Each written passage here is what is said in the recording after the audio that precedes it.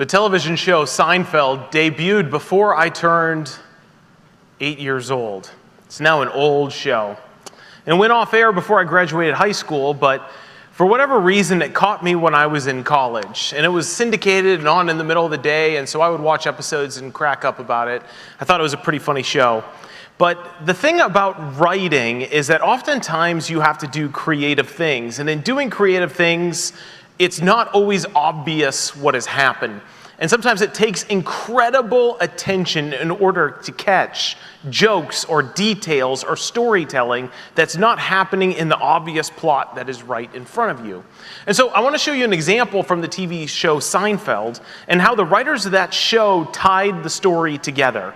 It was famous for being a show about nothing, and at some point, nothing wasn't enough to keep writing about.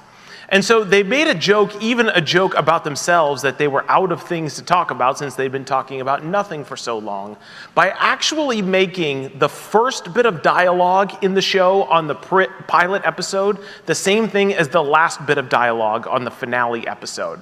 And so I'm going to show you this real quick, just so you can see how the show writers tied this all together. Watch the first and last episode of that show.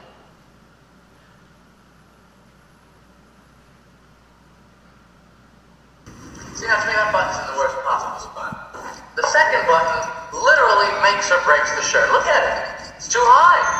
It's in no man's land. You look like you live with your mother. Are you through? You do, of course, try on when you buy. Yes, it was purple. I liked it. I don't actually recall considering the button. Oh, you don't recall? No, not at this time. Well, Senator, I'd just like to know what you knew and when you knew it. Mr. Seinfeld? Mr. Costanza? Are you sure this is decaf? Where's the orange indicator? It's missing. I have to do it in my head. See, now to me, that button is in the worst possible spot. Really? Oh, yeah. The second button is the key button. It literally makes or breaks the shirt. Look at it. It's too high. It's in no man's land. Haven't we had this conversation before? You think? I think we have. Yeah, maybe we have.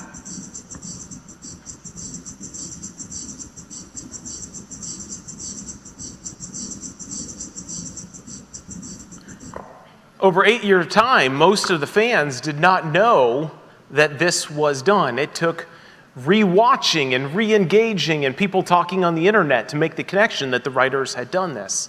Oftentimes, writers put things in that are deeply creative, but also, for those of us who don't have eyes to see, it's almost embedded and easy to miss. This is called, in TV writer, movie writer land, Easter eggs. The writers love to put things into the background or into the story that aren't immediately a part of the narrative, but also modify and make connections for those of us who are intently watching or reading. For example, I love the show Parks and Rec that was on about 10 years ago. And one of the things that just matched the theme of the show that, as far as I know, really no one caught until years later, was that on the pilot, the very first episode, Leslie Knope, the main character, is trying to show the documentary people how important she is and how big her government job is. And one of the things she ends up doing on camera is kicking a drunk guy out of a kid's slide on a playground. She's a pretty low-level employee, so she kicks him out and moves him along. But on the very last episode of the show, years and years later, set 10 years in the future, they hired that actor back and had him come in dressed in a really nice suit talking about his family and asking if Leslie can help hang the swing in the local park for him. And the idea that the writers had was, what if this guy had turned it all around? What if Leslie caught him at his rock bottom moment and something about his life changed and he pulled it together and life had become successful? And that was one of the optimistic themes of the show, is that people's lives can improve. And so this guy came in a suit and Leslie didn't recognize him, and he didn't even recognize that it was Leslie who had kicked him out in the worst moment of his life. They had moved on and life had improved for both of them, and they missed it. And this was just what they call an Easter egg embedded into the show. If you like Pixar movies at all, you'll notice that a lot of times things from other movies show up into each other. I think the one that's most obvious is that Pizza Planet from Toy Story shows up in almost every Pixar movie. But if you were to Google Pixar Easter eggs or the Pixar One Universe story, you can show instances after instances of things from the different movies showing up in each other. And this is what writers do in order to make creative and compelling stories. They try to drop hints or clues or make allusions to other things in order to make the story tighter, more creative, and more interesting. There was a book written about 20 years ago by a man named Jeffrey Archer. I'm going to warn you right now, there's big spoiler alert coming. So if you're into semi-well-selling books that are 20 years old by British authors, you may want to close your ears for the next minute or two. So Jeffrey Archer wrote this book called Sons of Fortune, and he concluded the story with a massive hint. The story basically went like this. Two twins were born and separated at birth in Connecticut, and in the 1940s, they both ran for the governor of the state of Connecticut. So they were running against each other, and as they were going through the process of campaigning, they came to realize that they were twins and they had been separated at birth. And some things unfold there, but the real key part that I want to talk about is the story comes down to the election at the very end. And we are told that one brother lines up on the left and the right of a mayor because they had tied. And in the tie, the law was that this mayor, in order to decide the governor of Connecticut, had to flip a coin, and whoever won the coin toss won the election. And I can't imagine campaigning for a year for it to come down to a coin toss from some yokel mayor. But that's how the story went. And the story ends like this. The coin toss comes down, we're told it's heads or tails, and it says, and the mayor reached to his right and shook the hand of the winner. End of story. What? Well, who was it? Who won? I know about this because a friend of mine read this book. And he came over to my house when he was done. He said, I just threw that stupid book I've been reading. I was like, why'd you do that? He goes, well, this is what happened. At the very end, they just said he turned to the right and shook the hand of the winner. They didn't tell us who it was. So he was mad for like 3 or 4 days until he came back over to my house. He says, Tim, 4 pages before the end, they tell you which brother is on the right or the left. So I know who won. But that's attentive reading that you have to do in order to catch what the author is fully doing in that place. Oftentimes, this sort of reading of the scripture becomes really important for us because we are separated from the world and the time and the era in which the Bible is written. These people who wrote the scriptures are deeply intelligent and creative people, and they're telling stories through their storytelling devices, using places and names that they know and understand like the back of their hand. Now, could you imagine someone reading your letter 2,000 years from now that you wrote to a friend where you just said, hey, I'm going to Topeka on the weekend? You and I know where Topeka is.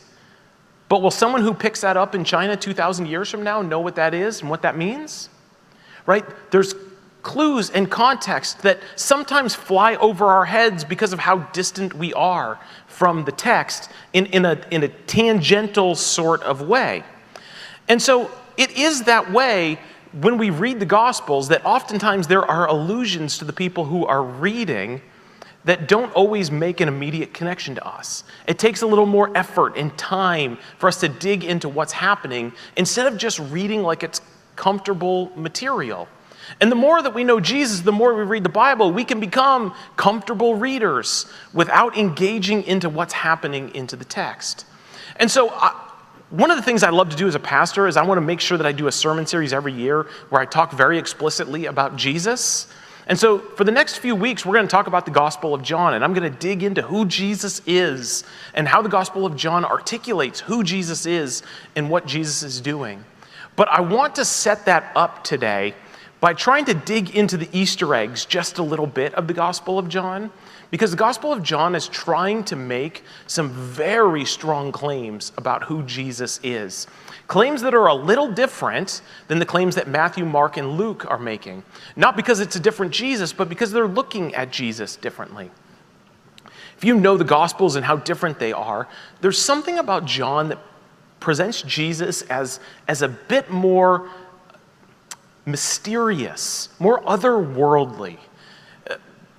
The other three read in some ways like a history text, a narrative.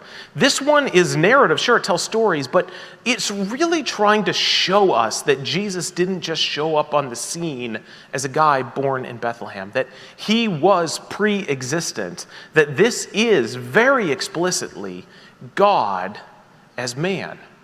And the way that that story is told is sometimes explicit, but sometimes it takes a little bit of a lens in order to see what the author is doing. And so, in order to talk about the Gospel of John and set us up, I'm going to start by talking about the book of Exodus, if I can. Now, I know it's a little awkward to do a series of John and start in Exodus, but I think you'll track with me in just 1 second, if you'll grace me that opportunity. The story of Exodus is the story as such. Moses is born in a time period where Israelite baby boys are being killed. And so Moses' birth is smuggled, he is hidden down in the river, and Pharaoh's daughter finds him. She wants to keep him, and so Moses is made to be raised in this sort of hybrid Israelite, hybrid Pharaoh's house experience. He is both a common slave and a royal son, and he has got one foot in both life, the slaves of Israel and another foot in the life of Pharaoh's palace. Now, as Moses grows up and he realizes how much of a strange upbringing this is and how much tension is in his own life, he's walking through the Israelite camp of the slaves when he becomes very distressed by the way his adopted family is treating his birth people. And so in a fit of rage, he kills an Egyptian, and he finds that both camps are furious at him over this. The Israelites feel like he's a traitor. What are you going to do now? Are you going to kill us too? And the Pharaoh's family, the Egyptians, think he is a traitor.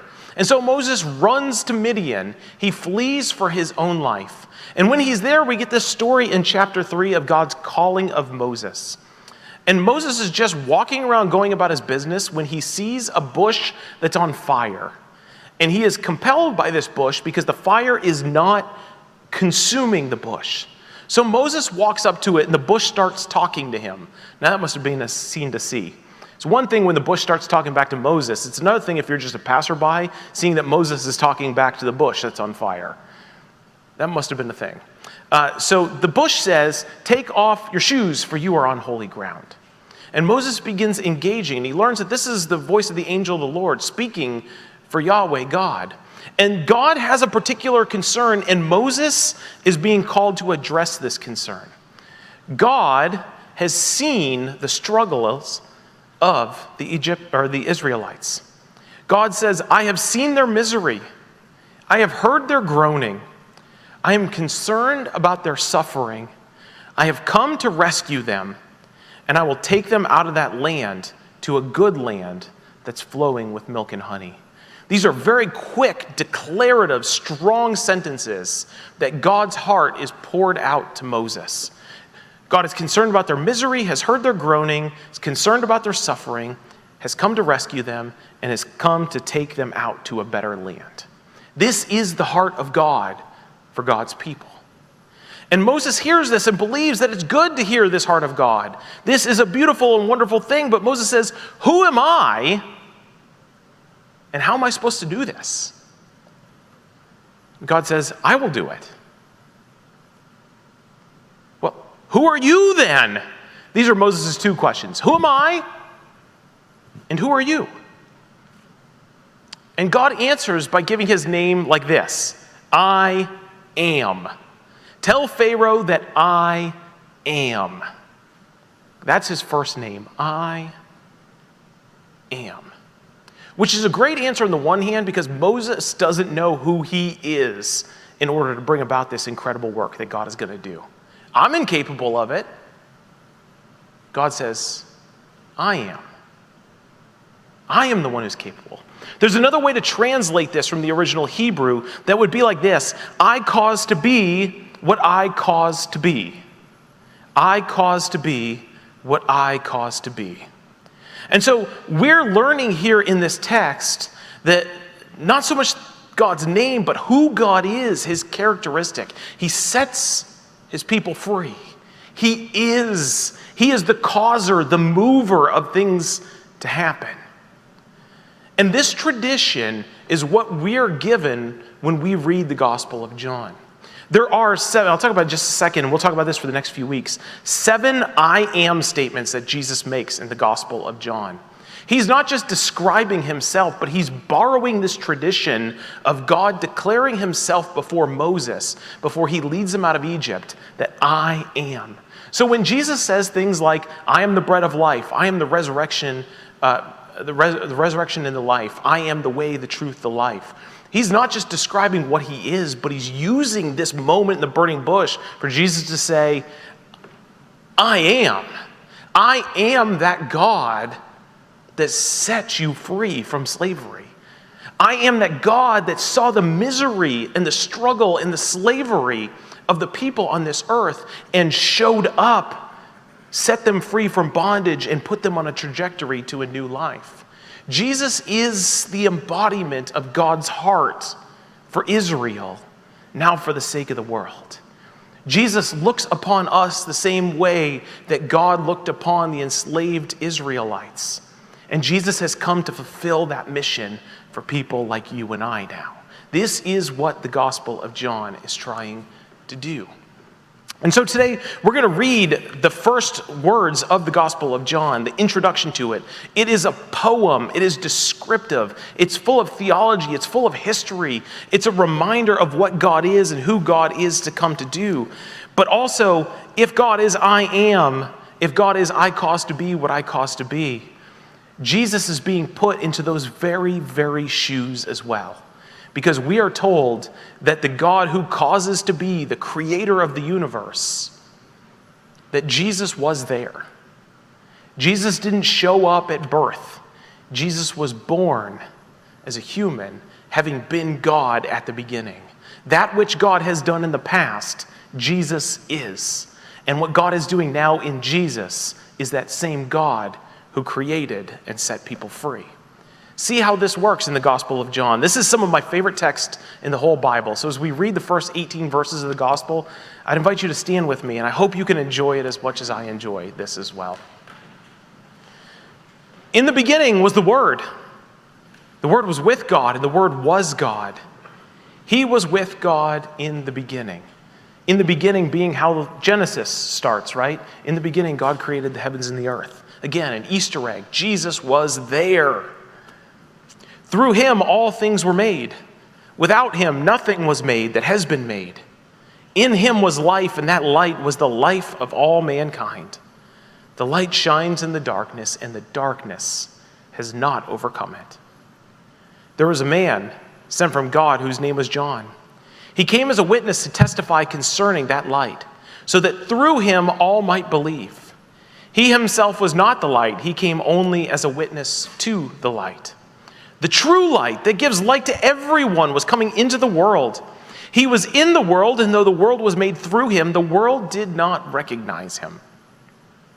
He came to that which was his own, but his own did not receive him. Yet, to all who did receive him, to those who believed in his name, he gave the right to become children of God. Children born not of natural descent, nor of human decision, or of a husband's will, but born of God. The Word became flesh and made his dwelling among us. We have seen his glory, the glory of the one and only Son who came from the Father, full of grace and truth. And just pause real quick. If you know the story of Moses, you know that whenever the glory of God shows up, Moses had to turn his head. He couldn't look upon the glory of God. He was hidden in a cleft of a rock. It had to be a fire burning in a bush. And here we're being told that that glory that even Moses couldn't look upon has now been made known in flesh before us. That which Moses could not see and live to see is now plainly seen in Jesus. Verse 15. John testified concerning him. He cried out, saying, "This is the one I spoke about when I said, 'He who comes after me has surpassed me because he was before me.' Out of his fullness, we have received grace in place of grace already given. For the law was given through Moses. Grace and truth came through Jesus Christ. No one has ever seen God, but the one and only Son, who is himself God, and is in closest relationship with the Father, has made him known." This is the word of the Lord. Thanks be to God. You may be seated. Jesus was God and with God at the beginning. The God who Moses met in the bush is now revealed to us in Jesus Christ. This Jesus that we're going to learn about over the next few weeks is not a new God who comes onto the scene as a visitor or a competitor to another God. This is not an ambassador of God. It's not a representation of God. This is God with us. God has once again seen our toiling, our misery, our struggle, our brokenness, and has acted definitively to come and to set us free. The same heart of God revealed in the Exodus, that nothing in this world can bind us when God acts, we now find to be the case once again in Jesus. Jesus makes the heart of God known. When we read about God in the Old Testament, we should not see a competition with Jesus. Jesus is the full revelation of the heart of God. And Jesus wants to reveal to us who God has been, is, and will be. In the Gospel of John, he does so in 7 I am statements. And we're going to talk about one each week for the next coming weeks. Jesus says in the Gospel of John, I am the bread of life. I am the way, the truth, and the life. I am the good shepherd. I'm the resurrection and the life. I am the light of the world. I am the door of the sheep. I am. Jesus is. The same God that we have met in the story of Israel is who Jesus is. And he has come to set us free, just the same as the Israelites were set free from their bondage. And so we may ask ourselves the question, set us free from what? What do we need set free from? But Jesus sees us. God sees us in heaven, in our struggles, our mistakes, our toils, our sin, our hurt, our brokenness, our sadness, our unfulfilled expectations, our unmet dreams.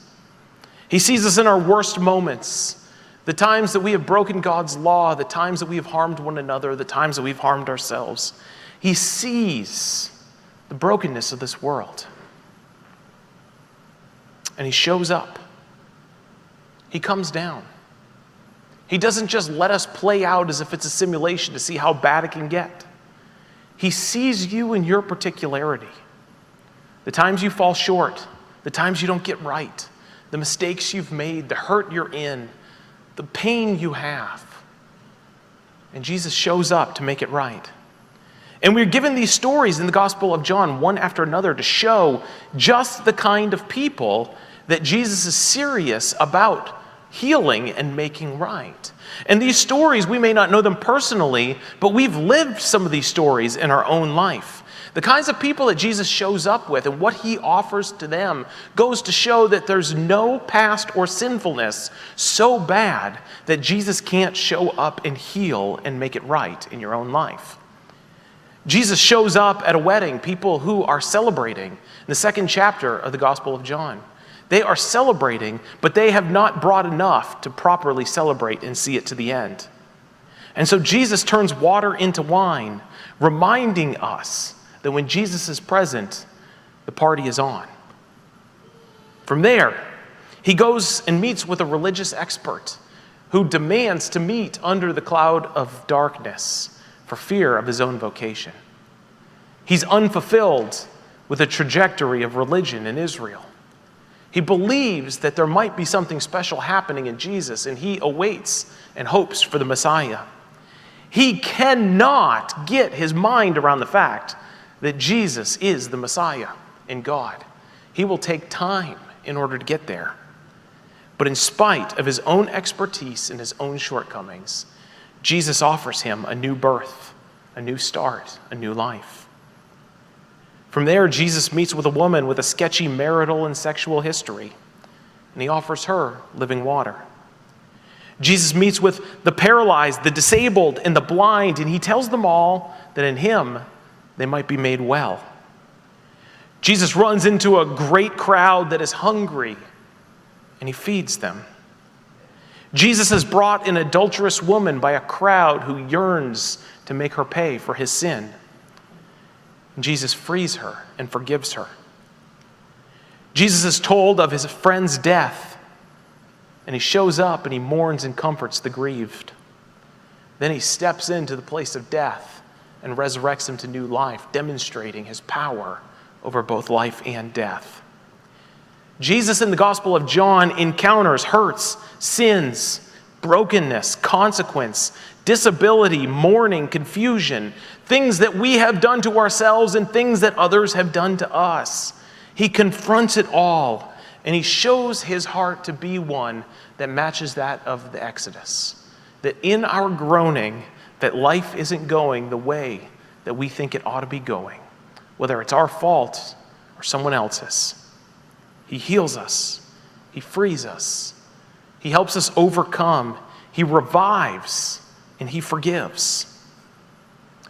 Bondage in our world today may not look exactly like slavery in Egypt, but Jesus remains drawn to our groaning, our struggles, our hurts, our mistakes, our shortcomings.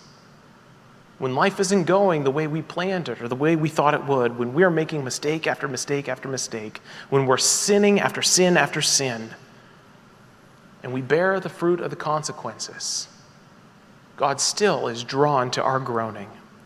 And Jesus shows up to free us from the bondage that we find ourselves in. So how does he do this? How does he do this now in our world? It's one thing to read the story of when he's walking the dusty streets of Israel, but how does he do it now? This is how the Gospel of John ends, recognizing that now that Jesus has been crucified, resurrected, and ascended, it's not going to be as easy to recognize what he's doing anymore. And so we're told in John chapter 20, the last two verses of that chapter, as the book is heading towards a close, we are told that the author is particularly speaking to our situation, recognizing the difficulties we might have in seeing the heart of Jesus and the work of Jesus in the world. And so he tells us the purpose that he wrote this story is this: Jesus performed many other signs in the presence of his disciples, which are not recorded in this book. But these are written that you might believe that Jesus is the Messiah, the Son of God, and that by believing you might have life in his name. We're going to read these stories together over the summer. And as we read these stories together over the summer, we're going to do so with this purpose in mind, that we have been given the story of Jesus coming and living and dwelling among people just like us, with problems, mistakes, and sin just like us. And that Jesus, one by one, gave them life in his name. And our task for us to receive that life is to believe that he is the Messiah, the Son of God. Belief is expensive in our world. It's hard. It's hard to come by belief. But we're going to explore these stories of Jesus and try to make them real in such a way that we can overcome our struggle for belief and trust that Jesus is who he says he is, cares about our struggle, our sin, our toil, our hurt, and that he is going to set us free and bring us to a new promised land. My hope is that you can see it, that you're moved by the story of Jesus, that you recognize that there's great forgiveness and new life in him. And we're going to take this journey together over the next few weeks. Today, though, we're going to celebrate who Jesus is by coming to the table that he set for us 2,000 years ago. The table was set by him offering to us his body and blood. And it comes to us today as well. That once again, we can bring our shortcomings, our sin, our brokenness, our hurt, our sadness, our pain. We can bring it to this table and find that Jesus is sufficient in order to heal us and to make us new. And so we're going to gather around these elements and experience, again, his forgiveness and his being made new.